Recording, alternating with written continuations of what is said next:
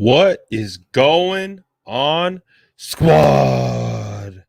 How are we doing today on this beautiful Thursday? Sorry for the tardiness, but the 49ers general manager, John Lynch, just told KNBR that he expects running back Trey Sermon back against the Titans. So I had to get that post out quickly. So I apologize again for the tardiness, but we are finally back and we're ready to rock and roll. We are going to break down some of the tape against the Bengals, and we got some good stuff. The 49ers put some good stuff on tape. Specifically, we're going to be looking at the offense. We're going to look at, as always, the good, the bad, and the in-between. But I did want to start off with kind of the progression of the game-winning series and all that good stuff. So this is going to be positive. This is going to be positive. However, we're going to start with what would be, I think we would consider a negative play, but there's a positive ending and there's some good stuff that comes along with it. And there's a reason why I want to show this first and then get into the good stuff. So, starting with the not so good, we're going to take a look just quickly at the potential interception that almost sealed the game. And again, the reason why we are starting here is not to necessarily point anything out or just whatever to just be like, oh, look, here's the throw that was almost intercepted, almost ended the game. That, none of that. That's not why we're showing this. The reason why I want to show you this is how Jimmy Garoppolo responded after this throw. Now, again, you look at it right here. We've seen this from Jimmy from time to time where he gets kind of locked on. The initial read wasn't open. It was really well covered. He comes back to his second and he just kind of throws it, even though you have Jesse Bates right here just kind of literally baiting the throw, waiting for it, and put himself in position to have a game sealing play. Again, the reason we're showing this play first is not to be able to identify like, oh, look, Jimmy made a bad play. This is the next play. The very next play right after this is, I think, one of the best plays of the game. And the reason why I wanted to start with the bad clip first was, again, how difficult this position is to play and how Jimmy Garoppolo has this ability to just have this like short-term memory and come back and deal. And so that is the significance of showing these in back-to-back succession, because I want to show what Jimmy's doing here. The pocket awareness, understanding, hey, our right side at times can be a little leaky. So understanding that there might be pressure coming that way, having the wherewithal to step up into the pocket and let the thing rip, and to allow George Kittle to go up and make one of the better catches he's made in his career in a situation where you had to have this play. You had to move the sticks if you wanted to win this game.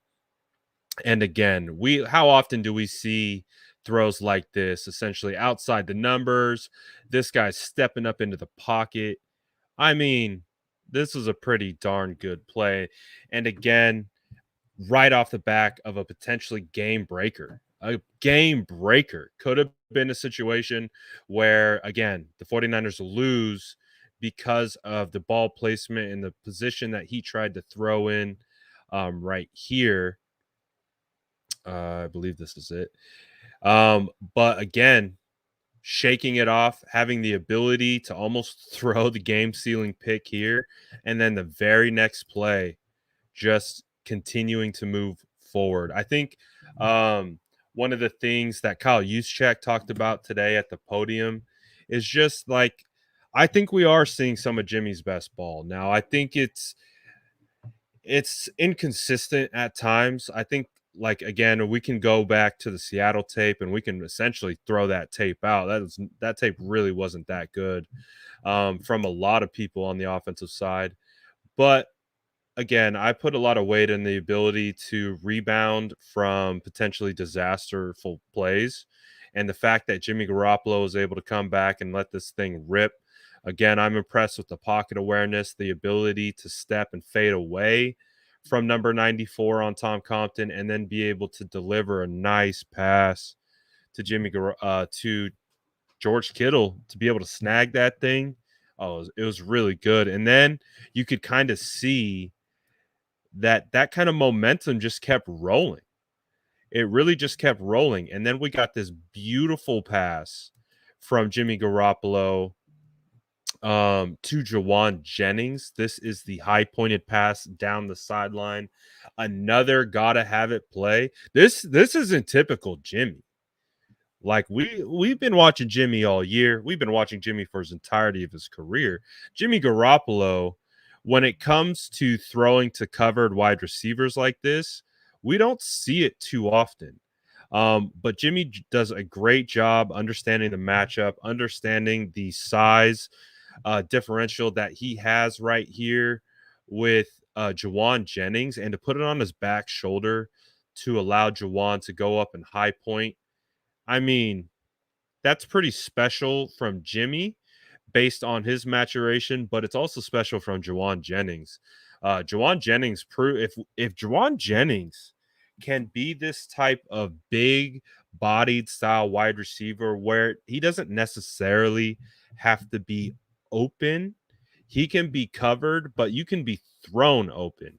And this is a perfect example of being thrown open. It's off to the side a little bit, as you can see, but with the where the ball placement was, how he was able to high point and turn his body like in phase, like this is pretty solid. It is. I'm not going to nitpick the throw too much. You could probably get the ball placed maybe a little bit closer to right here, but again, that's just ultra nitpicky at this point. Overall, was a really, really good situation here by Jimmy Garoppolo.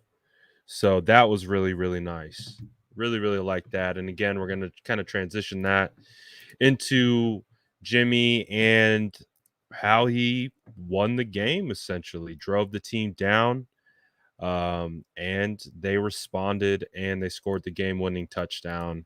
Got to shout out Brandon Ayuk for sure. Let's get Ayuk going right here. So we're going to see the game winner. Sorry, wrong one. Next one. Next one's a game winner from Brandon Ayuk. I think the play design here was beautiful. The way to get Brandon Ayuk cutting across the grain.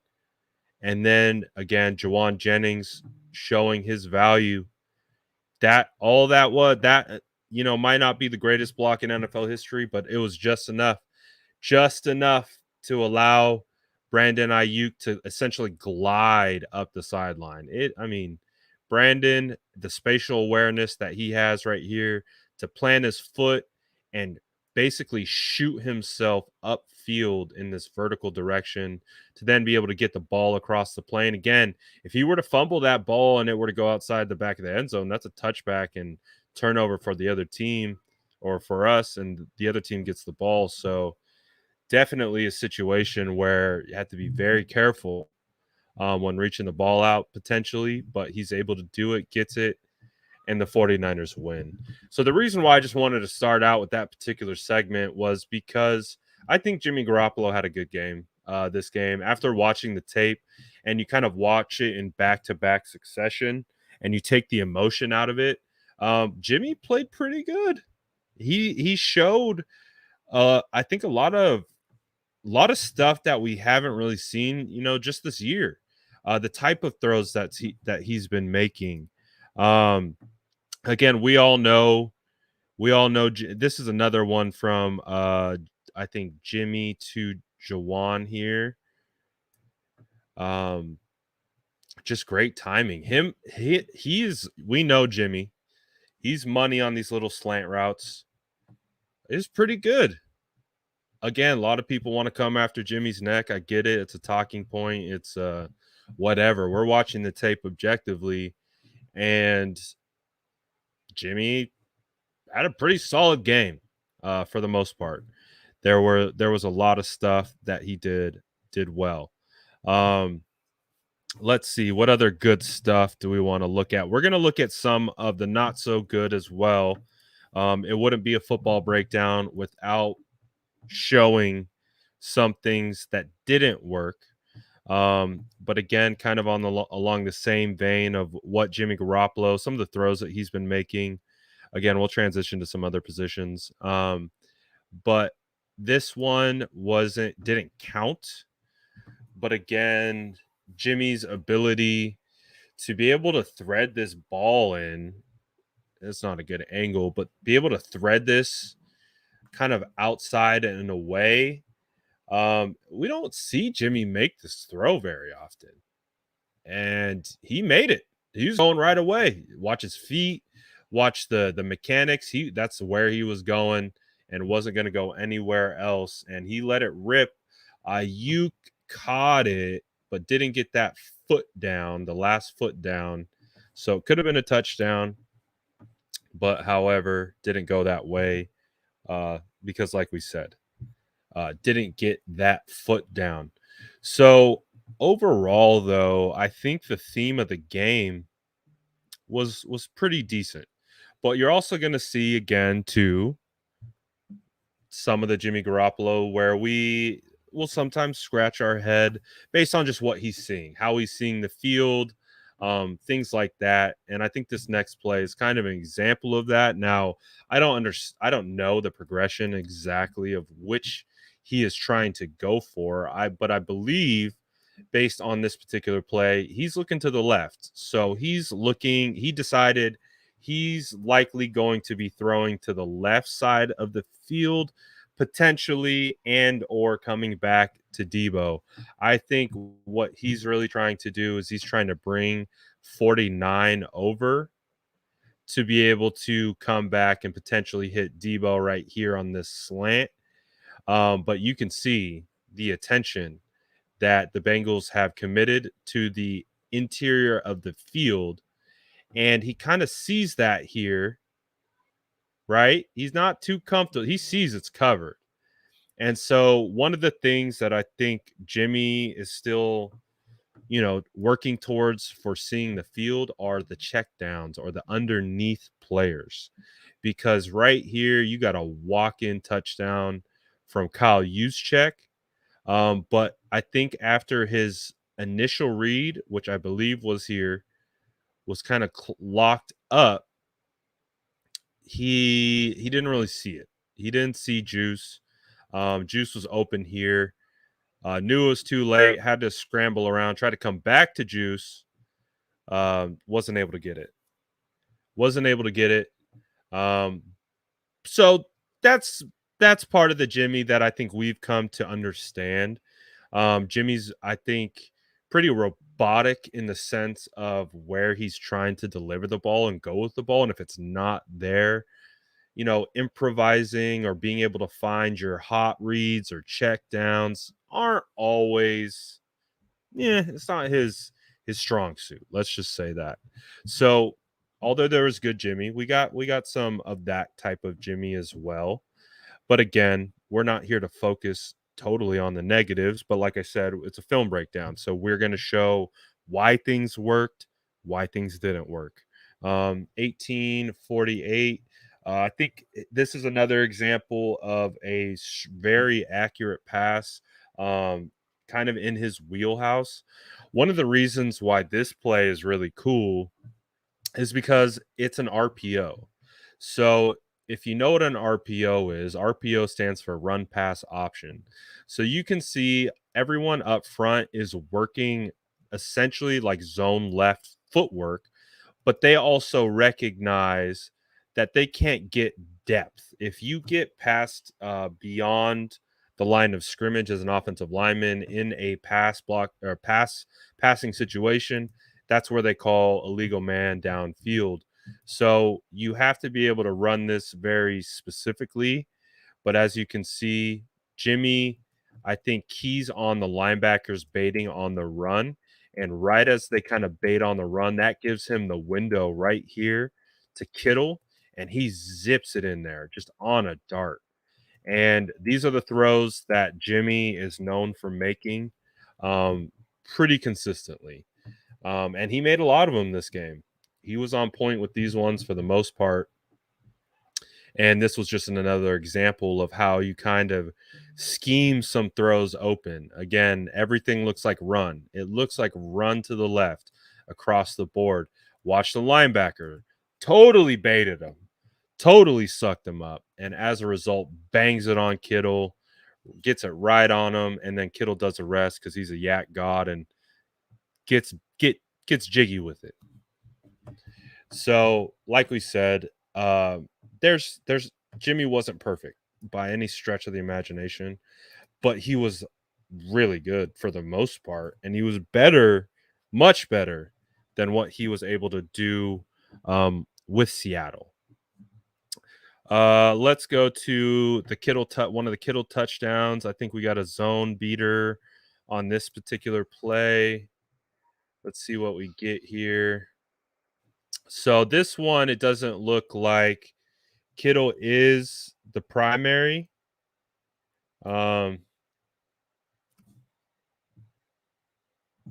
Here is the primary.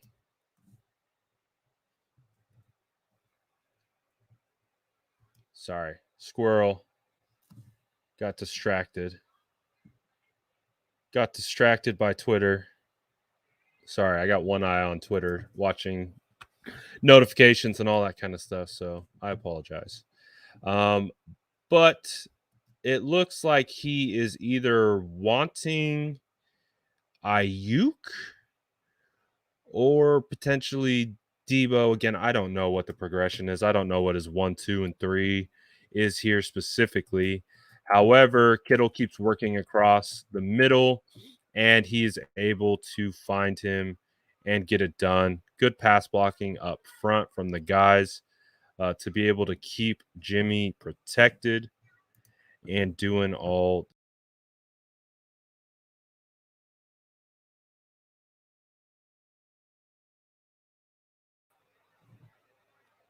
All right. Hopefully I'm back. I think I accidentally just kicked myself out the video. But this is the George touchdown again. Just really good stuff here by George. Get it in there. Let's do some O-line stuff. Let's get into some of the offensive line stuff. I think one of the first plays of the game here. Watch Alex Mack on this particular play. Watch him get to the second level and just chop this guy. This is beautiful. Again, when you have head up and you're working either zone right, this looks like outside zone right. So you're taking, wide zone right footwork.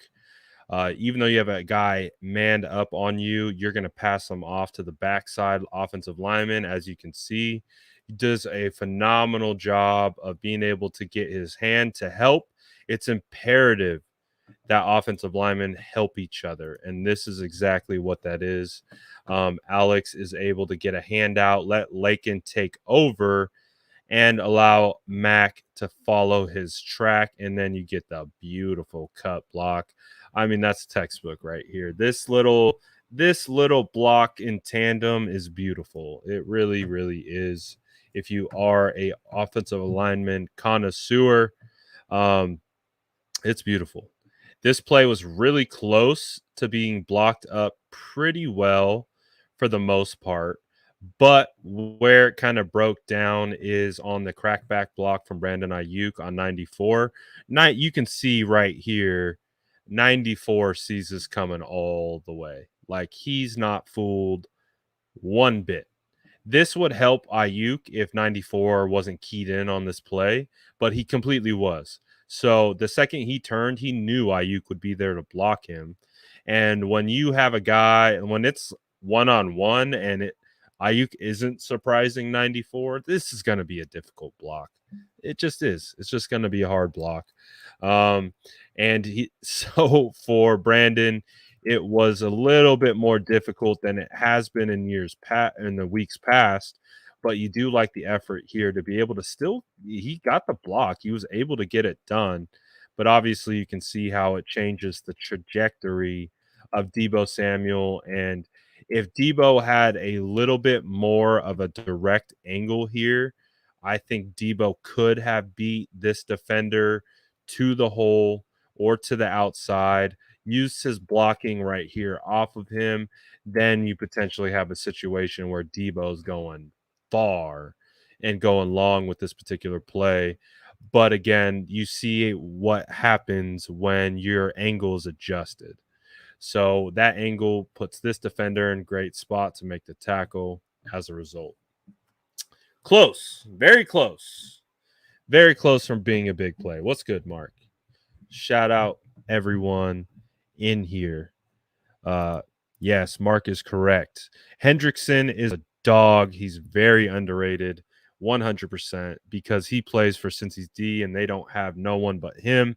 Also got a sack against Trent too. Yeah, and that's a perfect transition. Let's hop into kind of that back and forth, because Trent and Hendrickson were going at it, and it was becoming a really good matchup. And there's a perfect transition, Mark, and we'll get into some Trent Williams versus Trey Hendrickson right here. This one, Hendrickson versus Trent.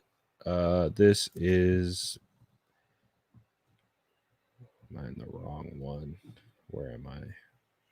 559. All right, so I think it's this next one coming up. So you got Trent Williams over here on your left side. You got Hendrickson up there. I believe this was the holding play. Yeah, so this was the holding play that Hendrickson was able to draw on Trent. And I want to talk about why it was just a good rep kind of by both, but they were able to catch Trent right here. You'll see it. This is what this ref, you look at him. He's staring right there. He's kind of watching this matchup right here. And once you see that extension, and then you see the hand, and then his body kind of adjust as a result, that is a good call. I like the hold. I think the hold is a good call. But it's still a good rep. It's still a decent rep. It's a good rep by Hendrickson. It's a good rep by Trent. You could see Trent working his footwork, he's actually a little bit high here. Maybe pad level could be a little bit lower. You see how he actually even gets off his feet as he's trying to reset the depth of his pass set. And as a result, Trey Hendrickson has a really good awareness of the quarterback's depth in the pocket.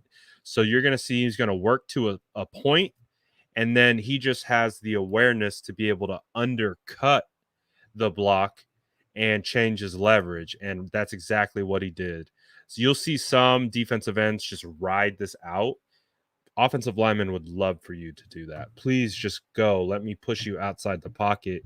The real good ones understand quarterback depth, and that when they get to a certain spot, that you can take that leverage that you're building going upfield and cutting it inside. And that's exactly how he almost got the sack here. Trent just held on just a little too much. But as a result, really put Hendrickson on his back.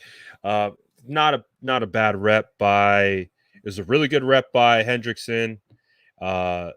Almost a good recovery by Trent Williams. If Trent Williams is able to not get caught right here, this is looking like a pretty solid play. If he could kind of stay more tucked in, then probably doesn't get called. We know that when you have a hold of these defenders and they pull away and then they see the stretching occurring, they're going to call a penalty for holding. It is what it is. But it was a good rep. This battle was turning out to be a good one. I really wish he stuck around a little bit more. But we're going to watch another Trey Hendrickson versus Trent Williams, because like I said, it was when they were battling and going after it before Trey went down. I mean, it was beautiful. It was absolutely beautiful. Oh, shoot. Let's go. Thank you, Angelic Ambition. I really do appreciate that. He says, or her, Merry Xmas, my guy. Love your constant optimism about the team and awesome film analysis. To me, this was one of Jimmy Garoppolo's best games of his career. Decision making and accuracy was on point. Ayuk near touchdown throw was a dime. Yeah, I agree. And thank you so much for the contribution. Merry Christmas back to you, my friend. I really do appreciate that. Again, you guys' contributions, your likes, your comments, all of it helps the channel so much. So I really, really do appreciate that. And on top of that, you're 100% correct. I started this live with a bad play, but it was to set up how good Jimmy ended up playing and finishing it and getting it done at the end. So I agree. I went through this game thinking Jimmy didn't have as good of a game as he really did. And again, that speaks to why it's very important to come back and watch the game, watch the tape, study it, because the emotions in game can absolutely trick our perceptions. But thank you so much, Angelic Ambition. You are a goat.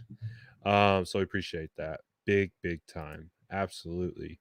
Let's look at, again, we're watching the Trey Hendrickson battle of these two.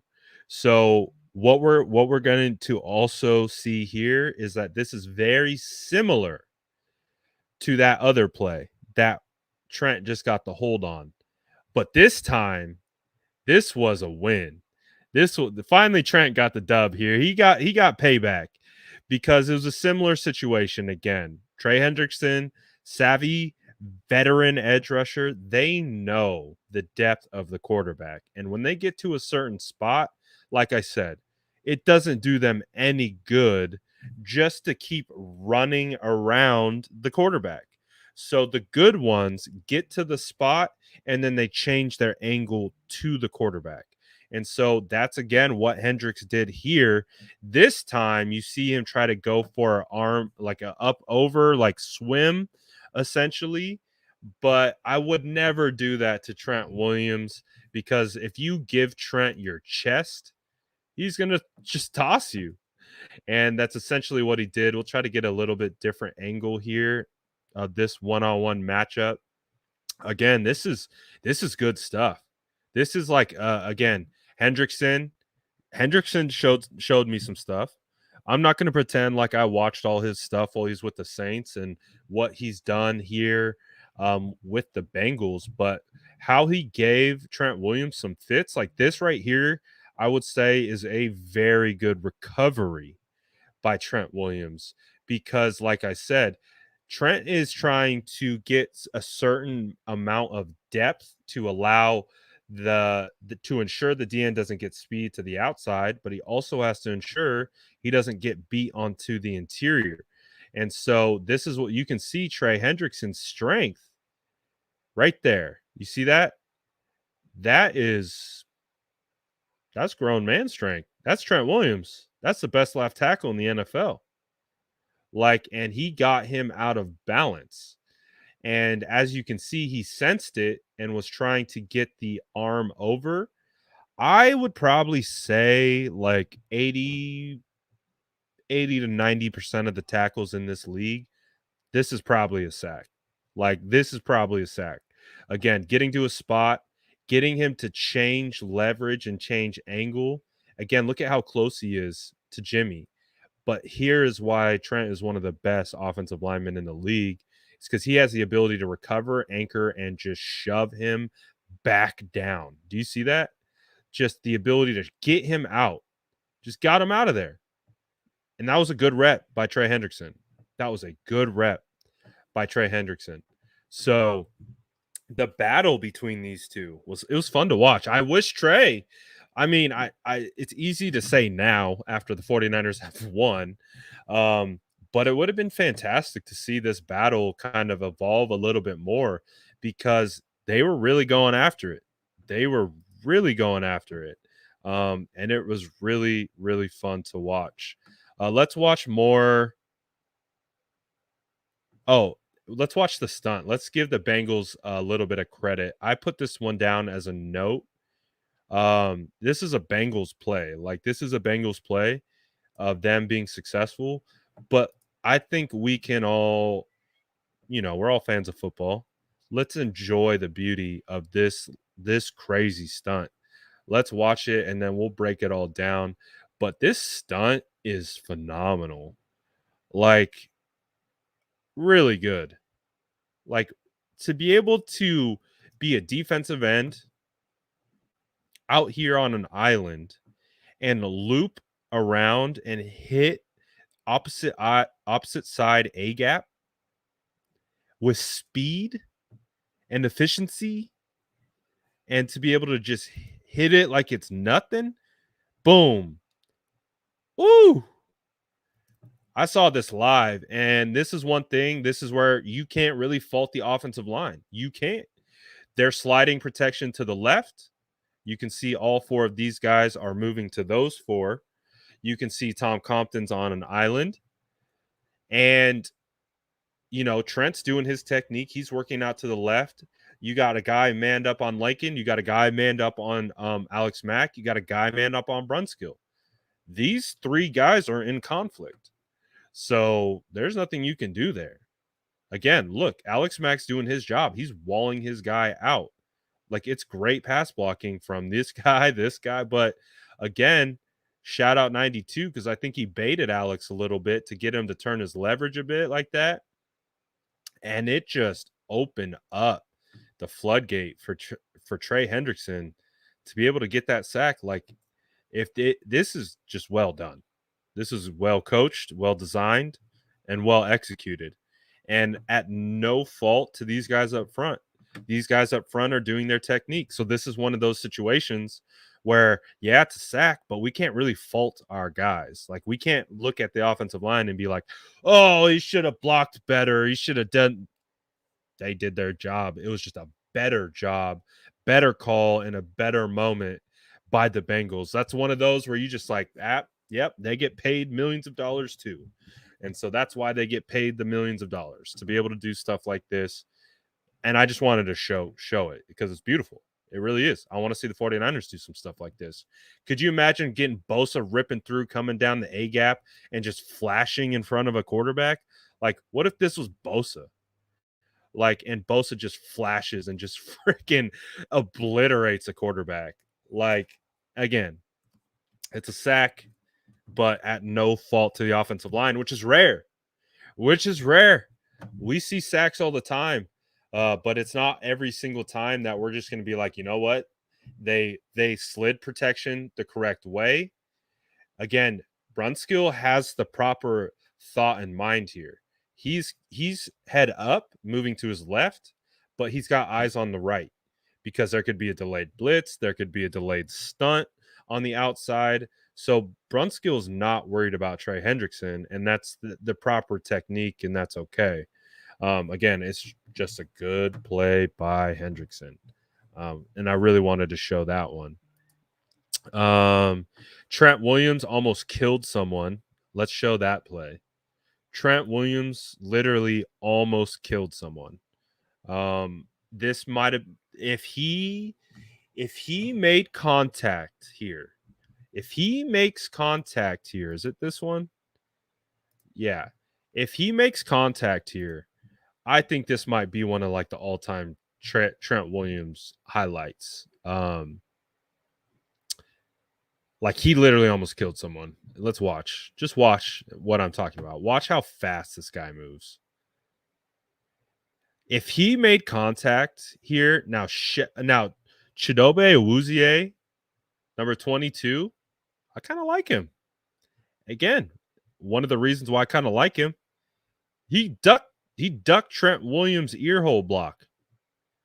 Like, if Trent Williams, look at how fast this son of a gun is moving. If Trent Williams connects here and Chidobe doesn't duck the block at the last second, this might be like we might have got like one of the best Trent Williams highlights ever. He would have killed this guy. If he didn't get that little duck right at the end, Trent Williams just would have murdered someone. I swear to you. I swear to you. Watch it from this angle. Just how fast this guy moves. This is like no big boy should be moving like this. No. You get like a little off like a like a little slap and like release. And then on this line, dude, do you see like what I'm talking about? Just and a shout out the awareness from Chidobe, but he's breaking down to make the tackle. Last minute, he sees Trent and just barely ducks. See that? Just barely ducks. Just barely ducks. And Trent just barely slides right over the top. If Trent hits this dude's getting carted off the field. Oh, man, it would have been good. It would have been good. I would have had a field day with that. If he connected, oh, my goodness. We would have been talking about, y'all want to see a dead body? That's what we would have been talking about with that play. Let's do some more O-line stuff since we're on it. Let's do more O-line stuff since we're on it. Again, if there's anything that you guys specifically do want to see, a player, a person, I mean, I just got a bunch of notes, and so I can kind of run through and potentially pick on some stuff that I've got outlined. But if you guys want to see something that I'm not hitting on, feel free to drop it in the chat. We'll pull it up. We're just vibing. We're just vibing on a Thursday. We're just vibing on a Thursday watching film. I really like this pickup from Brunskill. Brunskill, say what you want. Say what you want about Brunskill. I know a lot of people have something to say. But he is probably one of the more smartest offensive linemen from a responsibility standpoint that we have. It is very rare to see Brunskill doing something that he's not supposed to be doing. It is really rare. But Brunskill, like, this is a perfect example. Again, Brunskill is moving to his right because you have two defenders right here. This means that you're on an island. Brunskill's on an island with this defender. Compton's on an island with this defender. So that's what he's thinking. But this is what we've talked about on this channel so much. The ability that Brunskill has to be cognizant, make switches, do all those kinds of things. He instantly noticed when 57 pulled up, he said, uh-oh, something ain't right here. Comes back, says, no, thank you. And as you can see, you've got a late developing stunt here with the defensive nose tackle and the linebacker. What the nose tackle is doing here is trying to get Alex Mack completely locked up from switching this, because that's responsibility. You can see look at how they're moving in tandem.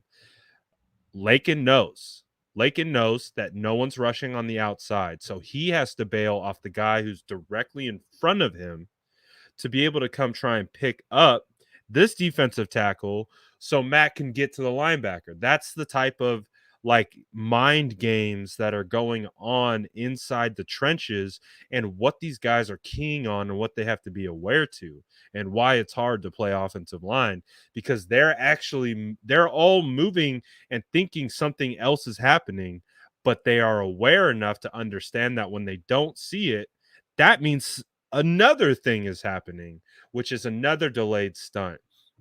So one of the things that I always talk about are stunts and how smart you have to be able to pick them up. It takes continuity. It takes having a working understanding of the rest of your offensive linemen.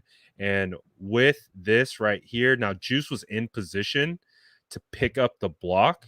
They kept him in. We talk about how when you keep a running back in to block, what is their responsibilities? Their responsibilities are a gap out. And so that's exactly why you see Juice come right up the middle. He's making sure that there's no interior pressure. And he does a really good job to be there. But if he wasn't, let's say he wasn't there, let's say Juice went out and released, Brunskill, the wherewithal to come here, understand he's not coming, and just have the spider senses to be like, a stunt is coming on the backside. Again, this is smarts right here. Just understanding what you see pre-snap isn't what you're going to get post-snap. And so he just knew, look, spider sense is tingling. Off it, boom. And he hit him good. Like, look at, he jammed his ass. Like, boom, jammed him. Like, shout out Juice for being there. It worked out well. But if Juice wasn't there, it would be okay because Brunskill picked it up. It's just, this is a example of the nuance of playing offensive line and the way they show different looks at you and throw different stunts at you. This is just, again, the type of cerebralness, like the type of mentality that you have to have playing offensive line is you see one thing, but you understand there's probably like 6 or 7 different potential outcomes that can be spun off of what you see, and you have to be aware of every single one. So again, shout out Brunskill. That was a good pickup. Let's do a Jimmy throw. Let's do a threaded Jimmy throw. This wasn't the one I was looking for. However, let's talk about it because I like it. We saw a couple of these from Jimmy. Where he's kind of having to flow within the pocket. Again. He senses the kind of overload blitz. You see like what they're doing here. Again, scheme on scheme. Everyone's blocking down. Which means 94 is completely open. Because essentially how they're reading this from a blocking standpoint, Trent is here, Lakin is here, Alex is here, Brunskill's here, Tom Compton is here. So again, that's the responsibility that they're showing. But they bail and drop 57, which means, again, great scheme. Taking advantage of the O-line philosophies and what they're trying to accomplish. This is the game within the game. This is how you take it away. But again, Jimmy sensed the pressure right away. What I like most is he didn't stand still. He fades. This is one of the things I like most about what Jimmy did this game. When he sensed pressure, he faded away from it. We've seen Jimmy just kind of stand still at times. So I really like this. And then Juwan Jennings, to just be able to go up and snag that thing and then make a play after the fact, even though it kind of came out there, still good play. Juwan Jennings had a day. Absolutely had a day. Oh, I know what you're talking about. So Shaylin says, Jimmy almost broke my heart putting Kittle in harm's way over the middle. And we'll talk about, I will pull that one up right away. Let's see. Let's see. What was my name for that play? Okay. So my name for that play, I called it a suicide pass to Kittle. That's my notes. So my notes of this play is suicide pass to Kittle. And we're going to see why I called it a suicide pass to Kittle. I want to get this red zone angle a little bit better. So again, this was the play that is being talked about. These are one of the things that, makes us real nervous about Jimmy sometimes. Although Jimmy's been playing really well, this is how Kittle's been hurt. Unfortunately, I've actually posted a little bit about Kittle's week 9 press conference when they asked him about, like, hey, are you playing too hard? Like, is your intensity and the level of like energy you play with, that's why you're getting hurt, right? You sell out, you go crazy. And Kittle was like, that he went down the list of where his injuries were from. And one was getting kneed in the helmet, one was getting rolled up on, or he didn't get into too much detail. But essentially, what one of them was the high pass over the middle, just like this to the Seattle Seahawks, except defender didn't go high, defender went low and really rolled him up good. Um, and so this is what has been getting Kittle hurt. Kittle is not the George Brittle nickname is probably one of the most disrespectful nicknames I've heard this fan base come up with. It's right there with Mike McFloppy. The disrespect in the name itself is just it's so just cheap. And like someone who comes up with that nickname is someone who doesn't watch football closely. Is someone or like I don't know who came up with that nickname. But it's just someone who doesn't understand context. It's someone who doesn't understand like the hows and the whys and how you go from point A to point B. And what like again, Kittle broke his foot on a play on a screen where Kendrick Bourne didn't block Buda Baker, and then Jimmy, it was like a setup. It was like a setup. Kendrick Bourne didn't block Buda Baker. Jimmy throws high, gets his foot trapped, and gets snapped. George Brittle? That was a setup. This was a setup. Like, if George Kittle gets hurt right here, are we coming after George? Like, oh wow, this guy's soft. He just plays way too hard. He's too intense, and he gets himself hurt. No, we're not. So this is, something that players deal with quite a bit when working over the middle with Jimmy. It kind of is what it is. But that's how it works. Jimmy will throw his guys into defenders at times.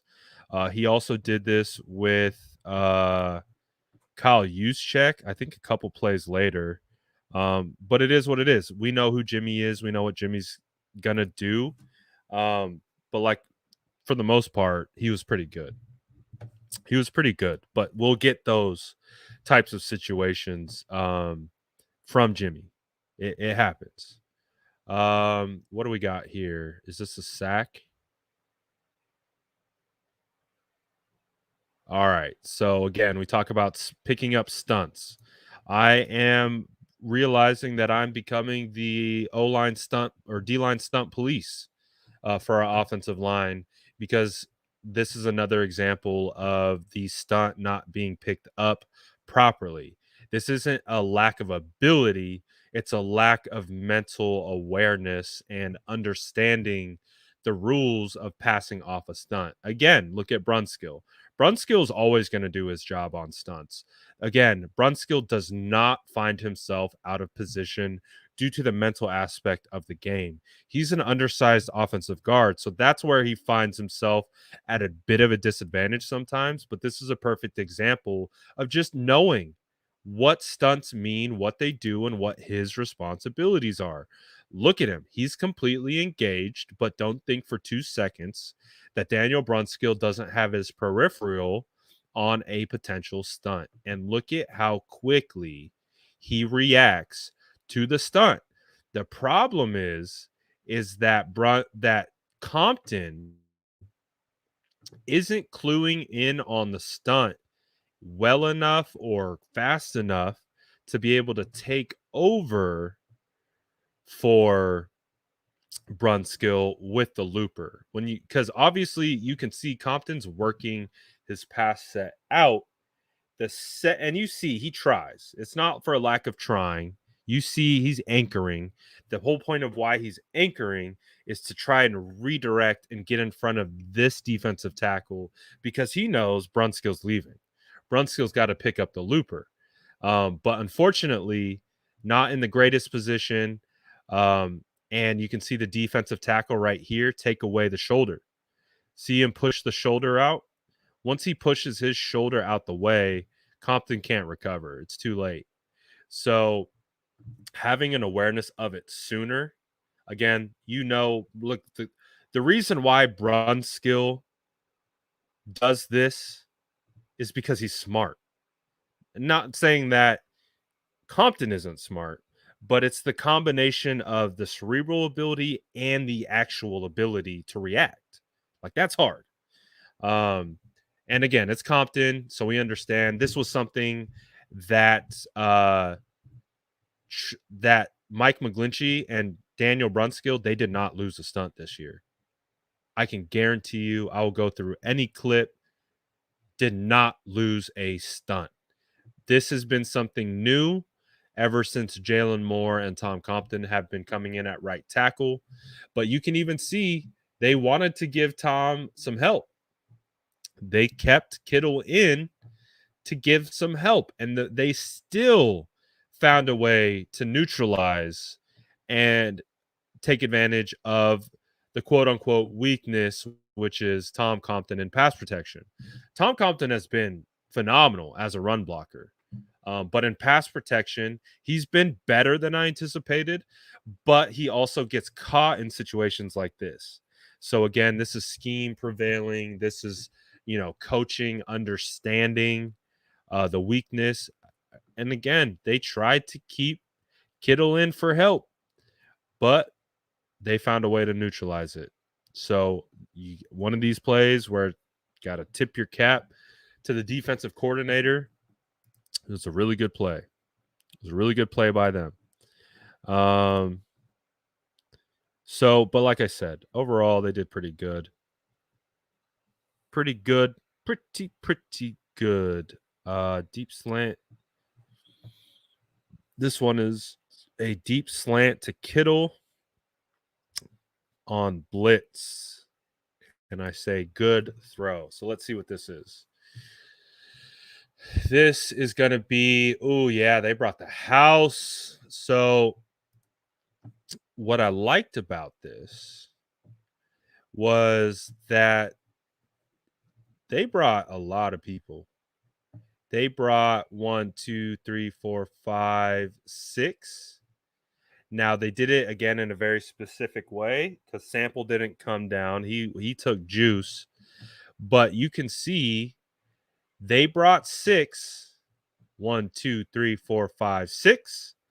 And there's only 5 to block. This is a premier look for the Bengals defense. Like, as a defensive coordinator, this is what you do. You try to scheme up these looks. You try to scheme up these matchups. Oh, if we can get 6 on 5, we like that.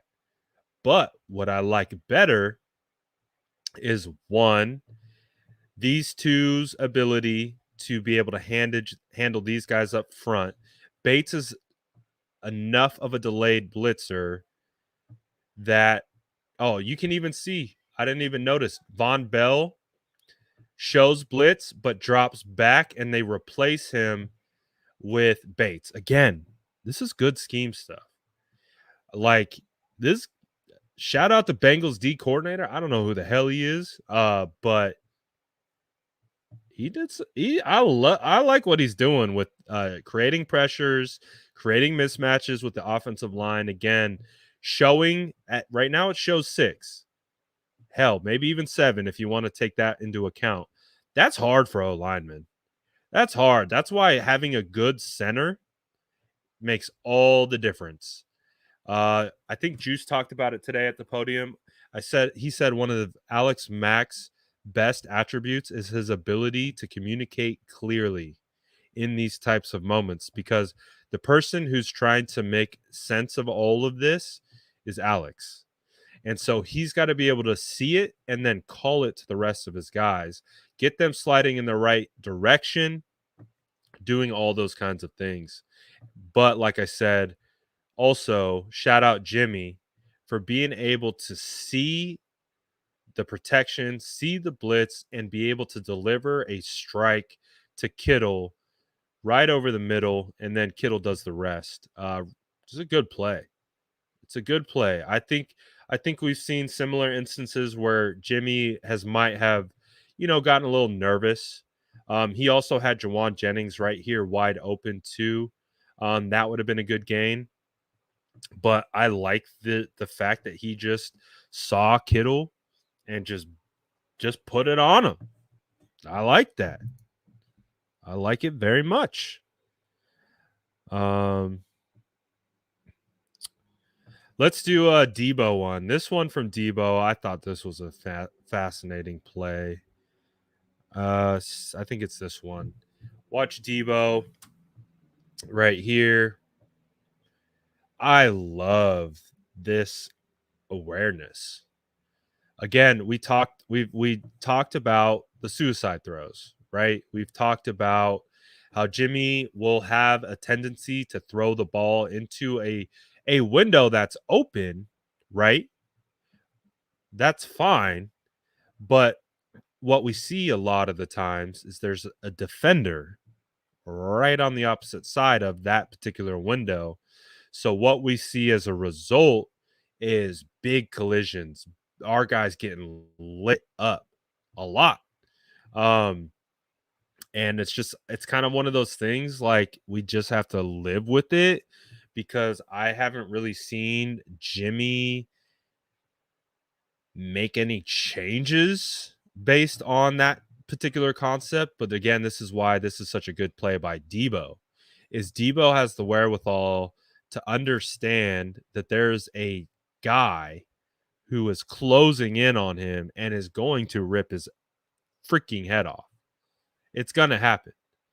This move here by Debo to like violently cut towards the ball gives him the ability, one, not to get absolutely demolished, but to actually make a play and try to get some additional yards.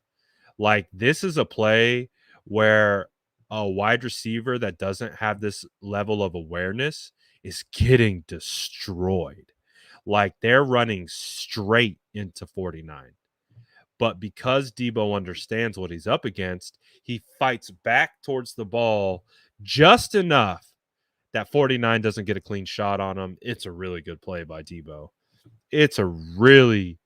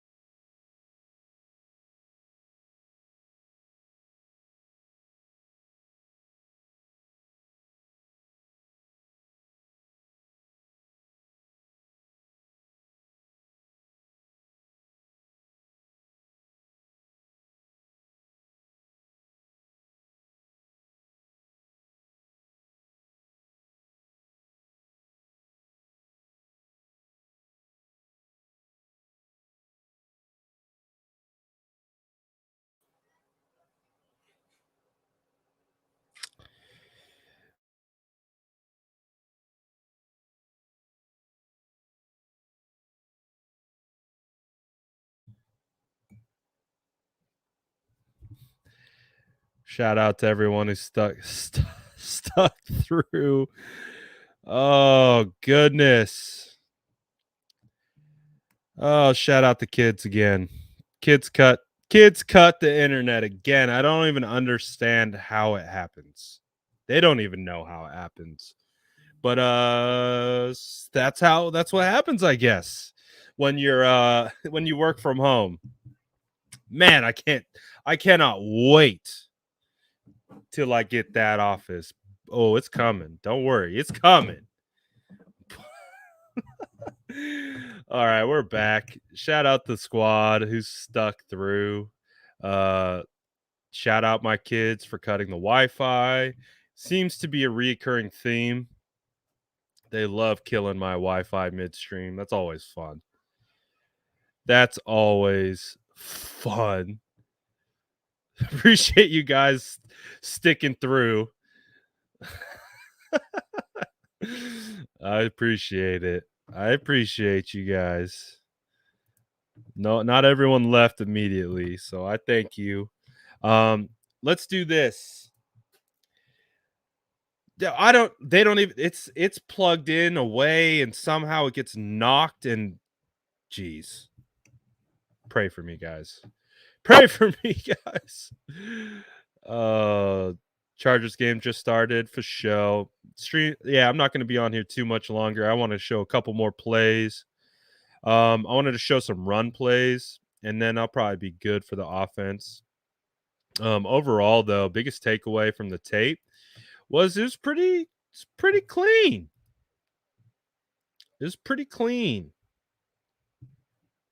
Yes, 100%.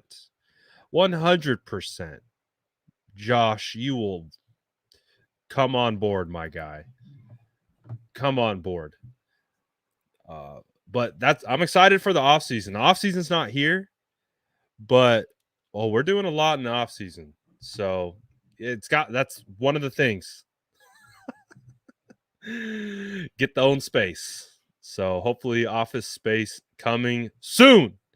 But I digress. Let's watch again. We're here to watch tape. Let's watch some beautiful run blocking.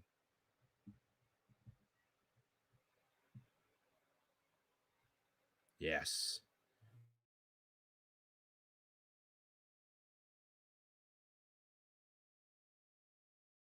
A little bit.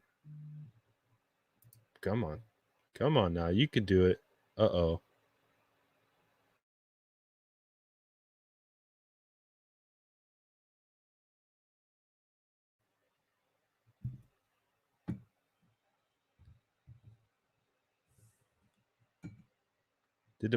Okay. I don't even know what's going on. It feels like my stuff's getting cut. Again. What is going on, man? Yeah, I guarantee you. Off season's going to be legit. Off season's going to be hella fun. Like I think the season's been stressful, to be honest. It's been a stressful year, but I really think that the off season is going to be I think it's going to be a much needed time off in the sense of actual being stressed out about the play on the field. We're going to be able to talk about so much stuff about how this team they got to retool. I don't know if a lot of people understand, but we have a major retool coming this year. Absolutely major. What I don't know, what are we talking about just from this particular play? Lakin's going to be a free agent. Brunskill's going to be a free agent. We don't know what's going on with Jimmy. Jeff Wilson, I think, is going to be a free agent. So just in this little snapshot alone, we got 4 or 5 players that we potentially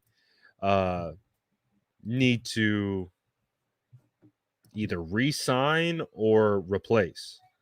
So it's going to be a fun offseason. Don't think there's going to be any lack of content. But I wanted to focus on this run because what I really, really like about it is, honestly, we don't see Laken Tomlinson pull as much as we see Brunskill. I would say Brunskill's the better puller because he's faster, and having that speed and agility really helps as a puller because you want to get to your spot very quickly. But Lakey does a really good job of kicking out this defensive end. You see him kick out. Then you're going to see it's essentially a counter play is where they're running counters with the tight end. Tight end comes under. You get a good down block right here from Brunskill and Compton. Compton gets his hat on second level. Great down block on the front side of the play. And so this setup right here, like, is pretty damn close to exactly what you want in regards to running counter plays. And again, what we've talked about, like, this is power. This is power scheme. This is something that it's an outside play, but this is power. Like, this is a power concept. And you can see how they're able to create the wall. Jeff Wilson does a really good job of being able to cut and hit everything and squeak it open. What I really like here that is, you know, it's nothing crazy, but watch Brandon Ayuk understanding his responsibility in the blocking game. Just understanding it. Again, I always talk about when we see blockers in space, you're not blocking a person. You're going to a spot. And that's why it's very, very crucial for guys who are blocking in space to not to block a person, to block an area. And so that's why Brandon Ayuk, you've got 22 running by. He just lets him go. And what does he do? He kind of has his technique, and see how he walls himself. This little wall, I don't know what it is. I'm not like an offensive wide receiver blocking expert. I know they block a little bit differently. But you can see what that does by being in position. That just being in position allows Jeff Wilson to cut right off his behind. So I like that for Ayuk. Let's go, dog. Like, it's small, it's subtle, it's not crazy, but that's good stuff, man. Again, a lot of guys might like want to just see this dude and be like, "Oh, I'm gonna go block him. I'm gonna block, block, block, block." No, you don't have to do that. You know where the hole is. You know where they're running. So stay in your spot. Stay in your controlled zone. And if they come into your area, then you block them. Then you take them on. Then you fit. You have your run fit based on their particular leverage or angle. That's how you do it. Great stuff all the way around from everyone up front. Again, we've been running these counters to the other side most of the time. Most of the time we get Brunskill pulling to that side, and then you've got Trent Williams blocking down. But again, great job by everyone up front here. Again, this block is crucial. This block is crucial. The block right here by George Kittle to get his head across. He loses his feet, but the positioning and leverage is on point and allows Jeff Wilson to break through. Really nice stuff there. I think we had back-to-back good runs by Jeff Wilson here. And I think this one particularly, from my memory, I believe they create like this big wall. It's like the Great Wall of 49ers man meat, and then Jeff Wilson does the rest. I like it. I like it. Let's watch it again. Let's see why it works. So these are the types of small things that you'll hear me talk about Elijah Mitchell with, like, sometimes he just runs into his offensive lineman. Like, I've watched enough Elijah Mitchell to feel kind of confident. Not 100. Again, every play's different. It's not the same. But a lot of like examples of what we've seen from Elijah, and like using this for an example, is he would try to hit this hole. He would try, he sees the cutback. He sees you got the linebacker in this hole. That's not the spot you want to go. Then you see this hole. Elijah would kind of hit this and just kind of, get a couple yards. But this is the difference, having the wherewithal, knowing the flow. We talk about knowing the flow of your offensive lineman. This is it. This is knowing how to flow behind your offensive line. This is beautiful. Like when Elijah Mitchell develops this level of vision, Elijah Mitchell might be the leading rusher in the NFL. I'm just saying. Like, I think that Elijah Mitchell has a long ways to go in that specific category, but we know what he can do after the fact. We know he's got the speed, he's got the toughness, he has the cutting ability, he's got the agility. If he can just get all of that to match with flow like this, Elijah Mitchell is going to be a stud. So this is what I really like from Jeff Wilson. This is why I look at Jeff Wilson as the best vision of our running backs right now, is for stuff like this. He feels the flow so well and can make these subtle little cuts to be able to bounce, just to be able to hit it, stick his foot in the ground, decide very quickly that this isn't the hole and he needs to cut it back. It's really good. And then also, too, what we're going to watch is we're going to watch George Kittle. Watch George Kittle here. He's going to leave this guy and then come back to him. It's pretty phenomenal, honestly, because on backside runs, which is what this is Kittle's on the backside. So if they don't cross your face, you're taught to just let them go. If they're going to take a bad angle behind you, you typically just let them go, which is exactly what he did here.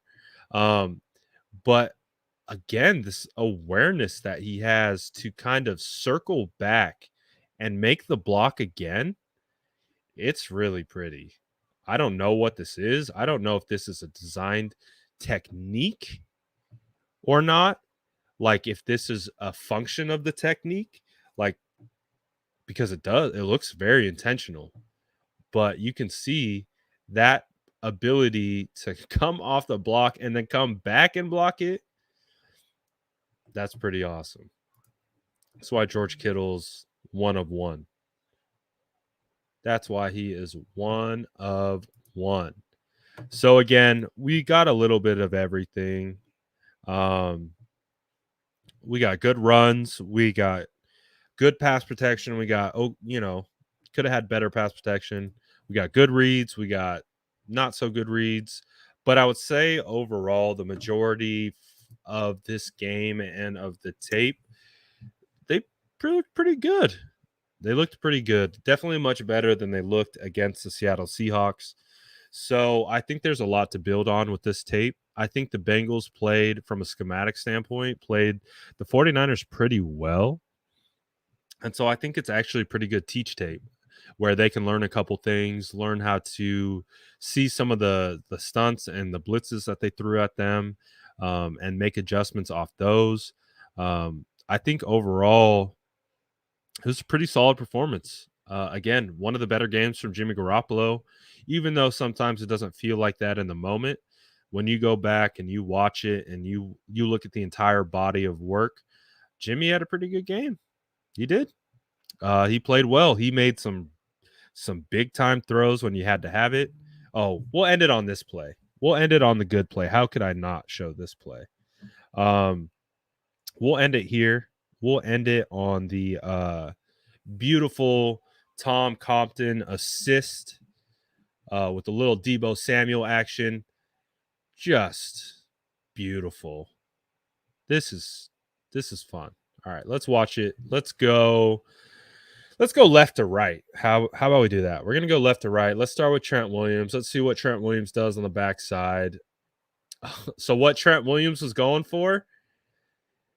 I posted him. I hit in a swim last week. That's looked like what he was going for.